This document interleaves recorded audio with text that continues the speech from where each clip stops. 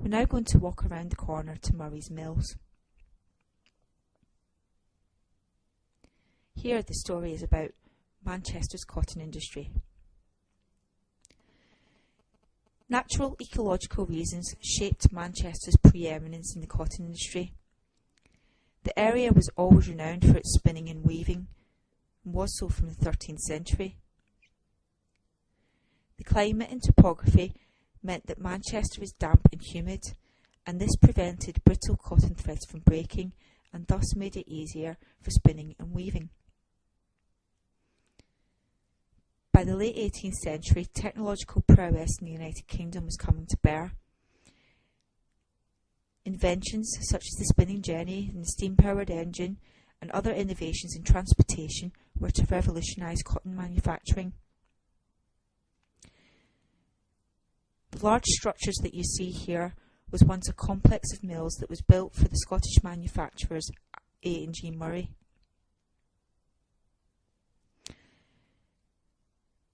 The extended old mill forms the south side, and there's a new mill on the north side, and both had detached engine houses. On the Murray Street side there was warehousing and offices. You can still see the Great Gate, which provided the only entrance and exit for pedestrians and wagons. It was one of the largest mills in the area, not particularly typical. Most of the time mill construction was much smaller. These ones opened in 1798, straddled the Rochdale Canal, or what was to become the Rochdale Canal. The sheer size of the mill was such that it allowed the integration of steam engines and other textile mechanisation processes. This enabled more goods to be produced from the cotton imports, and the construction of Murray Mills was soon followed by some 111 factories in the following 4 years. The best indicator of how fast Manchester expanded is the raw cotton import figures. These rose from £6 million in weight in 1775 to £621 million only 75 years later. Manchester had the largest concentration of cotton mills and a factory workforce numbering 10,000.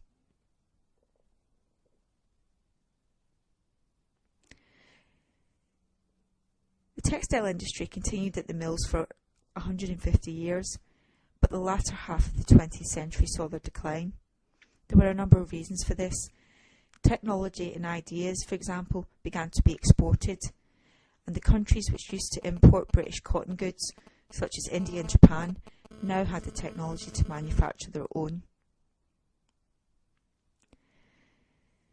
In 1959, there was a Cotton Industry Act to modernise and amalgamate the industry, but it was doing very little in the face of stiff competition. And by the 1980s, the textile industry in the northwest of Britain, the only legacy is the empty factories and the northern towns which sprung up as a result, a legacy of an industry that was once the pride of Britain.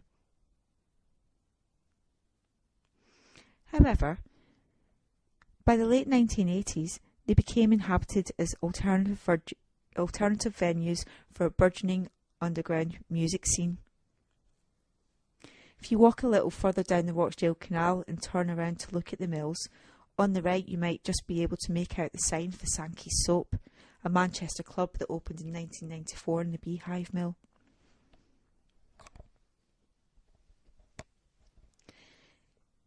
By 1998, the Ancoats Building Preservation Trust raised money from various sources to initiate a programme of repair for the mills, and this was completed in 2006.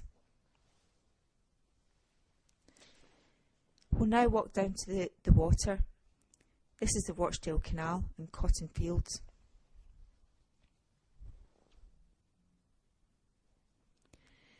The majority of factory sites in Manchester and Salford were situated in close proximity to waterways.